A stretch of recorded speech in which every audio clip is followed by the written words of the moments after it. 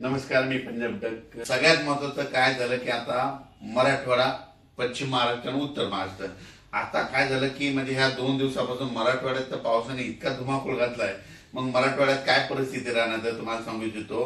हे परतीचा पाऊस आहे. मी म्हटलं होतं ना, परतीचा पाऊस काय होतो, जे भाग सुटला ना तिथं झोडपून काढतो. मग कोणता भाग सुटलेला होता? अहिल्यानगर सुटलेला होता, बीड जिल्ह्यातला काही भाग सुटलेला होता, कडाशीचा काही भाग सुटलेला होता. तर त्या भागाला आज देखील खूप पावसानं झोडपिलंय. आणि मराठवाड्यातल्या शेतकऱ्याला खास करून आज सांगतो की आज आहे 16, 17 आणि 18, आणखी 4 दिवस मराठवाड्यातल्या सगळ्या जिल्ह्यामध्ये दररोज वेगवेगळ्या तालुक्यात, वेगवेगळ्या भागात, वेगवेगळ्या गावात असा जोराचा पाऊस 4 दिवसात पडणार आहे. आतापर्यंत तुम्ही पाऊस इतका कधी पडलेला नाही पहिला, असा या 4 दिवसात पाऊस काय होणार आहे. म्हणजे सांगायचं झालं तर नांदेड जिल्हा, हिंगोली जिल्हा, परभणी जिल्हा, बीड जिल्हा, लातूर जिल्हा, जालना जिल्हा, संभाजीनगर आणि धाराशिव जिल्हा, ह्या जिल्ह्यामध्ये काय होणार आहे, मराठवाड्याच्या 16, 17, 18 4 दिवस खूप जोराचा पाऊस पडणार आहे. त्याच्यानंतर 18 त्यानंतर 19 नंतर काय होईल, थोडं म्हणजे उघाड भेटणार आहे 19 पासून. पण उघाड जरी झाली तरी काय होणार आहे, मराठवाड्यात मात्र स्थानिक वातावरणातून जवळपास 21 तारखेपर्यंत, 21-22 सप्टेंबर पर्यंत थोडा भाग बदलत पाऊस पडणार आहे, म्हणून हा अंदाज लक्षात येतात.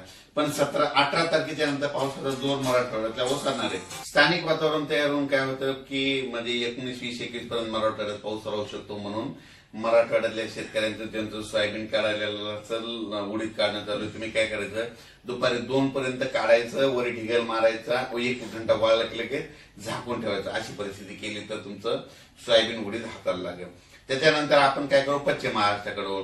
पश्चिम महाराष्ट्राकडे सोलापूर जिल्हा, सांगली जिल्हा, सातारा जिल्हा, कुडाळ ते म्हणजे सातारा जिल्हा, अहिल्यानगर, नाशिक जिल्हा, ह्या पट्ट्यातल्या शेतकऱ्याला सांगू इच्छितो की 16, 17, 18 4 दिवस दररोज वेगवेगळ्या भागात, वेगवेगळ्या गावात, वेगवेगळ्या तालुक्यात जोराचा पाऊस पडणार आहे, विजेच्या कडकडासह पडणार आहे, म्हणून हा अंदाज लक्षात येतात. म्हणजे विजा अशा असतील की ह्या विजा कडकड वाजणार नाहीत, असं वेगळं असं बँडचा जसा आवाज येतो ना, तशा विजाचा आवाज येईल. म्हणून तुम्ही काय करायचं, ह्या 4 दिवस जरा सतर्क राहायचं. म्हणजे पश्चिम महाराष्ट्रात देखील जोराचा पाऊस पडणार आहे. जोराचा पाऊस पडल्यामुळे काय होणार आहे, नद्याला पाणी येणार, नद्याला पूर येणार. त्याच्यामुळे मांजरा धरणाचं पाणी सोडावं लागेल, माजलगावच्या तळ्याचं देखील पाणी सोडावं लागेल.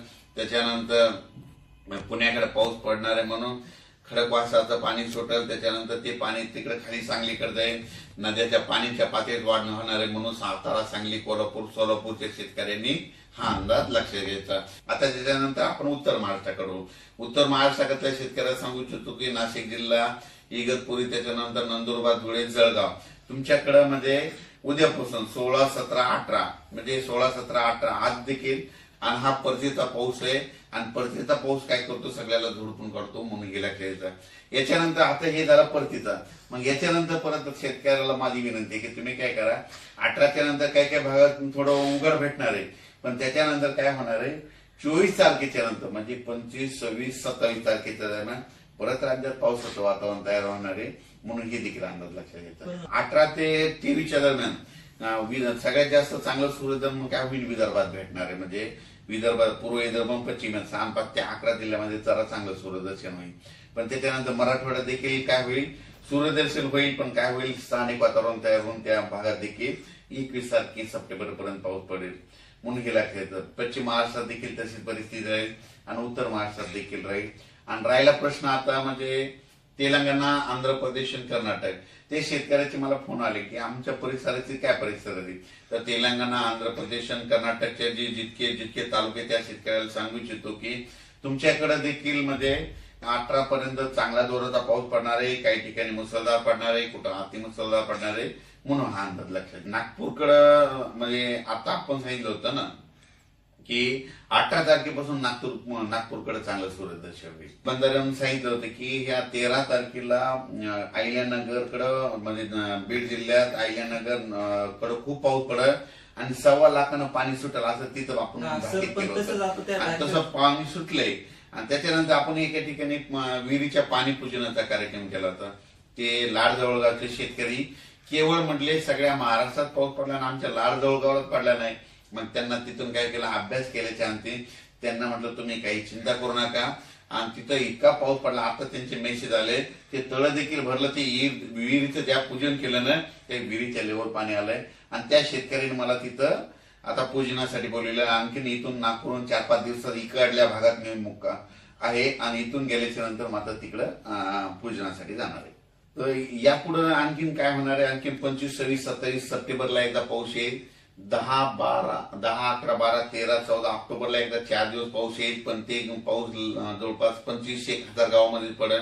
आणि त्याच्यानंतर काय होईल, 24, 25, 26 ऑक्टोबरला एकदा दिवाळीमध्ये थोडा तुरळक ठिकाणी येईल पाऊस, लय काय येणार आहे. आणि 2 नोव्हेंबरला थंडी येणार आहे. आता माझी सगळ्या सोयाबीन शेतकऱ्याला एक विनंती, काय करायचं एक सगळ्यात सोपं सांगतो शेवटी जाता जाता, की सोयाबीन काय करायची, दुपारपर्यंत लेबरला काढायला लावायची ऊन पडल्याच्या नंतर. दुपारीपर्यंत काढल्याच्या नंतर काय होतं, वाळलेल्या सोयाबीनला 1 घंटा चांगलं ऊन भेटलं की दुपारी म्हणजे 1 ते 2 वाजेपर्यंत त्या 2 तासामध्ये उचलून लगेच ढिगल मारून घ्यायचा. असं केलं तर तुमचं सोयाबीन खराब होणार नाही, तुमच्या हातामध्ये येईल.